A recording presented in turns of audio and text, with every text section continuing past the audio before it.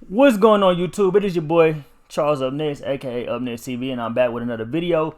In today's video, man, I will be going over my official predictions and score and reaction to everybody's takes and all that stuff. So you guys are gonna get everything today in today's video.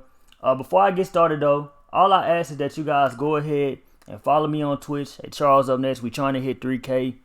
I'm gonna start doing different games besides 2K, like Madden, UFC. I just got the new UFC 4, GTA, Fortnite. I got a whole bunch of games I can start doing, so make sure y'all follow me on Twitch and make sure y'all follow me on Instagram, man. The reason I say follow is because I need you guys to DM me videos to react to. That's why I don't be on YouTube like that, because I don't know what videos to react to.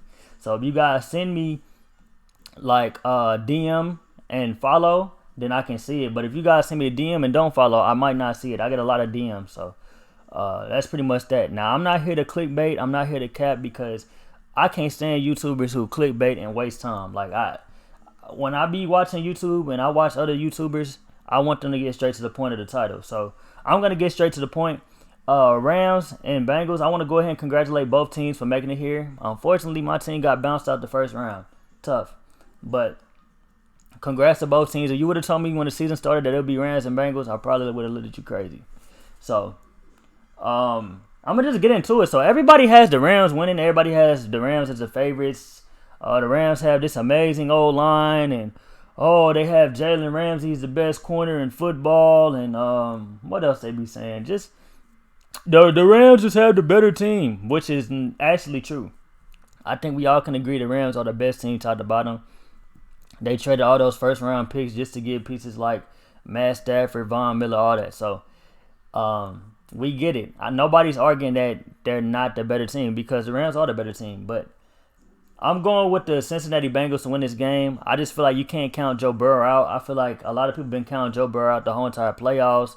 I know some people had Tennessee against Joe Burrow. Some people had KC. I thought Kansas City was going to win against Joe Burrow. I'm not even going to cap, so I'm kind of a victim of it as well. But I got Joe Burrow winning this against the Rams, dog. You just got T. Higgins, you got Jamar Chase, you got Tyler Boyd, C.J. Uzomah. You got running backs who can play like a receiver. You got running backs that can be receiving backs. So it's going to be a very, very good game. A lot of people are obviously going to say that they're going to put Ramsey on Jamar Chase, which is probably going to happen. But if that's the case, man, T. Higgins is going to eat. He's a number 2 receiver. He's 6'4". And Darius Williams is 5'8". So, like, he's a good corner, but he's mad undersized compared to T. Higgins. You got a 6'4" receiver as your number 2 that has great, like, contested catchability and all that stuff. Like, it's really nothing you can do. Now, if you decide to put Ramsey on Higgins and then double team Jamar, you're just going to leave Tyler wide open. So, with Cincinnati, you're not going to stop them quite often. The only way you'll stop them is their line. Everybody knows that the O-line is not the greatest. But I don't see how you can doubt a team that's thrown over 500 yards before in the regular season. I don't see how you can also doubt a team that has got sacked 9 times and still won the game. So that's pretty much my take on it. The score will probably be like 24-21 or like 20-17 or something like that, right? Now, if it's a shootout, then I say 28-24. I don't know. But I feel like, honestly, this game, whoever wins is going to be by a field goal. So, not even 28-24, like 27-24. My fault.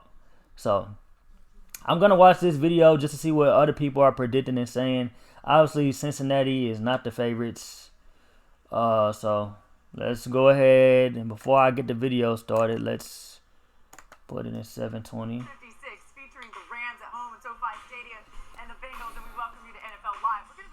On the road, by the way, to Disneyland for the Super Bowl starting Wednesday. By the way, we're doing that, but Dan Orlovsky's here right now with us in Connecticut. I love Disney. I know, we can't, we're so excited. Look at this casual Dan. Daniel Orlovsky. Flacco, you ready or what? You got the shades going already? we going to Lena hometown. We gonna be on that West Coast, baby. I'm getting ready for the sunshine. I'm gonna have a couple margaritas. I'm gonna have some of that yak, and we gonna talk about some football, baby. Man, who drunk uncle is this on the set, bro? So far back, I'm already ready for that too. Also coming later on the show. The reason we think Aaron Rodgers stays in Green Bay, plus everything you need to know about the Texans hiring Lovie Smith. But first, guys, let's talk about the incredible ride it's already been for Cincinnati as the Bengals are in the Super Bowl, embarking on the most important leg of this venture with the Lombardi Trophy in sight. Coming into the season, the Bengals had a 0.4% chance to make the Super Bowl, according to ESPN's FPI. They proved doubters wrong, and Joe Burrow today talked about facing the Rams defense. Obviously, guys like Aaron Donald, Leonard Floyd, Von Miller are guys that are going to get pressure, so it's going to be how, one, I handle the pressure, how I'm able to get the ball out of my hands and get it to my playmakers in space, and two, how we're going to be able to handle them up front. And I have the utmost confidence in our offensive line to make it happen. Bro, no way y'all hit me with a fucking ad. Man, shut the hell up, bro. So speaking of one strength-on-strength matchup to watch when the Bengals have the ball, passing outside the numbers. Joe Burrow had a league-high 84 QBR throwing outside the numbers, where Jamar Chase led the NFL with 12 touchdowns. The Rams, however, have only allowed 7 touchdowns outside the numbers already. Hold on, before I let the video play out for real, one thing I will say is that everybody acts like this Rams team is just like this. Y'all acting like the Rams defensively are like a damn dream team. They're not a dream team defense. Like, every defense has like their holes, and every defense has like places you can exploit, if you guys get what I'm saying. So let's not act like this Rams defense is just a dream team. Do they have great pieces on defense? Yes, but people are acting like the Rams can't get exposed. Like, if we want to be honest, the Rams were really getting exposed by Jimmy G. Like, and all the 49ers had to do was dink and dunk. Like, and if that's the case, that's going to be great for Cincinnati. They already have people like Joe Mixon, and they already have like that P. Ryan garbage casual dude, whatever his name, P. Ryan. Yeah, he's a garbage casual, but he's a decent receiving back. So, like, that's going to come into play. Like, they're going to need their running backs to definitely be kind of the receiving backs they've always been. And then you got CJ Uzomah. You can just throw the ball to, like, in check down situations. Like, they might rely on screens. Like, just in case if just in case if T and Jamar are not open, Joe going to feed, like, Uzomah, Boyd, and Mixon. You can guarantee that. So, I mean, I don't know. Y'all act like this team is just invincible and they have no holes in their defense. They definitely do.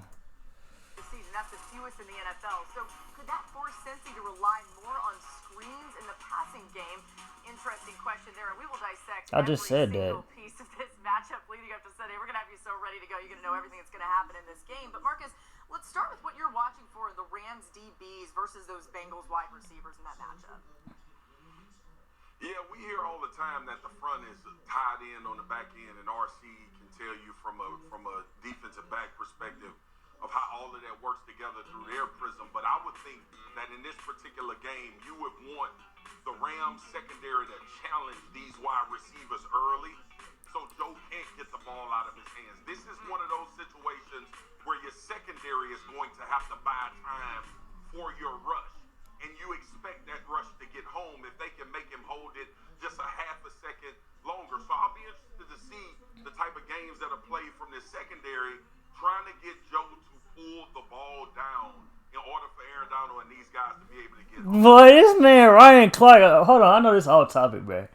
Dawg, Ryan Clark ugly as hell. Like, why is he staring so aggressive into the camera, bro? Like, this man, Ryan Clark, looks like a damn PE teacher right now, fam. Like, what the fuck?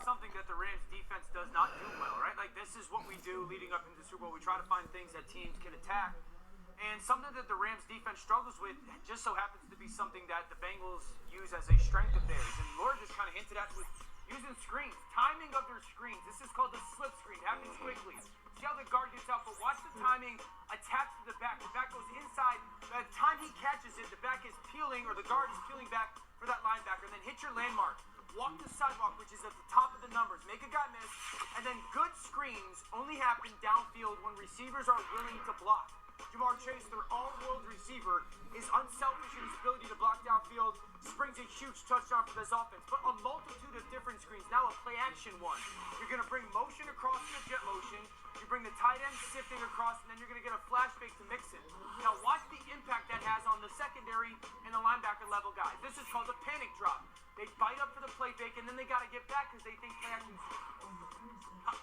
crossing concepts, and now we got 4 numbers offensive linemen out. Joe Mixon's 18 yards downfield before he ever gets touched, and that's something Cincinnati does well. It's something that the Rams struggle with, and if we're saying, okay, well, what are ways where we can minimize the Rams' defensive line and their impact? We'll get the ball out quickly, screens. What's something that we can minimize a bad offensive line? Get the ball out, screens. I'd be shocked if Zach Taylor and Brian Callahan, the head coach and play caller for the Bengals, didn't run candidly at least 6 screens in this game.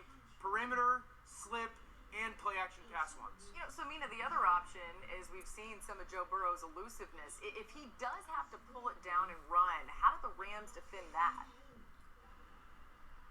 It is a massive challenge. I mean, Joe Burrow's strength, his greatest strength as a quarterback is his pocket management, and his escapability is part of that. It's an extension of it. He is a decisive and capable scrambler, and he picks his spots, and it's additionally hard to stop him when he does that because the Bengals have so much strength on the outside. I'm not gonna disrespect. I don't want to hear her, and it's like I don't know what it is. Like I don't know. Like I just don't want to hear her.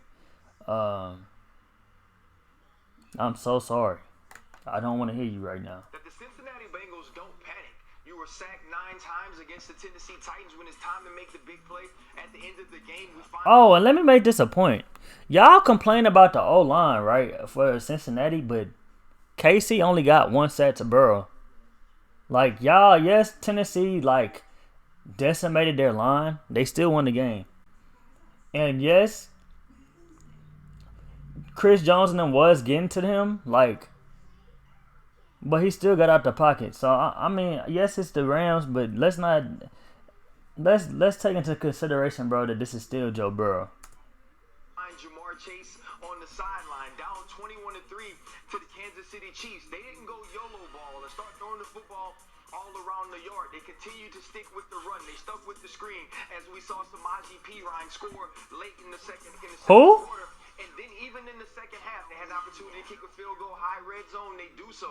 Everything the Cincinnati Bengals do, it kind of takes on the personality of their quarterback. And they have to be the same way in this game. They can't get into the Super Bowl and lose who they are. They can't allow the moment to be too big for them. And so if they are getting rushed early, do what Dan says. Get to the screens. On 3rd down, if there's pressure in the pocket, Joe Burrow, get out of the pocket and make plays. And on the back end, when you're facing the Los Angeles Rams, find ways to get the ball into Jamar Chase's hands where we don't have to hold the football if we're Joe Burrow. Continue to be who you have been that has gotten you to this point offensively if you're the Cincinnati Bengals, and I think you'll be fine. They've learned to take losses. They've learned to accept L's, and by doing that, they've made themselves winners. You know, there's a reason why everyone keeps talking about Joe Burrow being Joe Cool. Nothing affects him. He's so calm in every circumstance. This undoubtedly the biggest game of his life, though, and for more on that, let's welcome in Michelle Steele, who's been with the Bengals full time. Michelle, how has Joe Burrow dealt with the pressure of playing in the Super Bowl? Yeah, Laura, these fans want a win. The pressure is certainly high, but you know what? That might not matter for a guy like Joe Burrow who has made a name for himself, coming up big on the biggest stage. Yeah, nobody cares, Dora. Nobody cares. Shut the hell up. The players get We checked that out. Shut the hell up. Shut up. the players get better and the scheme gets better and everything, but at the end of the day, your mindset stays the same. When I played in the state championship in high school, it feels the same as playing in the Super Bowl does now. At that moment in my life, that was the biggest game that I had ever played in, and everything kind of feels the same. I've just had more reps in those situations, so I'm probably even a little calmer. Since he was 15, the bigger the game, the more fun. I ain't gonna lie, Mr. Nathan, bro. You look like you could. Never mind, bro. You know what? You know what, bro? You know what, bro? I don't care what y'all gotta say. More of the story is I got Cincinnati winning. Y'all comment down below who y'all got winning. Y'all comment down the score. And also comment down below, do y'all feel like Joe Burrow is the next in coming to Tom Brady? And also comment down below if he wins this Super Bowl, where does this put him in like the quarterback rankings? But hope you guys enjoyed the video. Make sure y'all like, comment, and subscribe. It's your boy Up Next TV, and I'm out.